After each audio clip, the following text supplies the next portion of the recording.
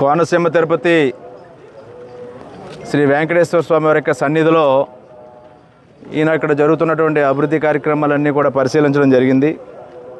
ప్రధానంగా మరి శ్రీ వెంకటేశ్వర స్వామి వారు రోజు రోజుకి కూడా ఎంతో అభివృద్ధి చెందుతూ ప్రజలు ఎంతో విశ్వాసంతో వారిని వేడుకుంటూ ఇక్కడికి వచ్చి వారి యొక్క మొక్కులు తీర్చుకుంటూ ఉన్నారు.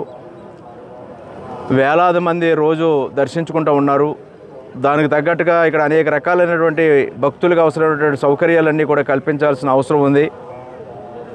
దానికి ఒక మాస్టర్ ప్లాన్ కూడా సిద్ధం చేసామని అధికారులు తెలియజేస్తూ ఉన్నారు.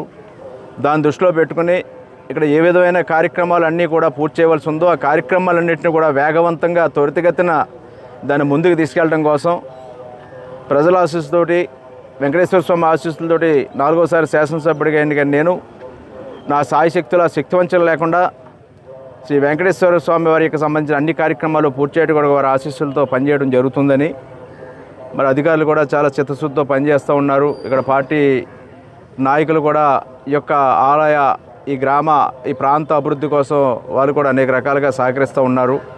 మేము అందరం కలిసి ఈ యొక్క ఆలయానికి సంబంధించిన అన్ని కార్యక్రమాల్లోనూ కూడా ముందు వరుసలో ఉండి పనిచేస్తామని తెలియజేస్తూ ఉన్నారు.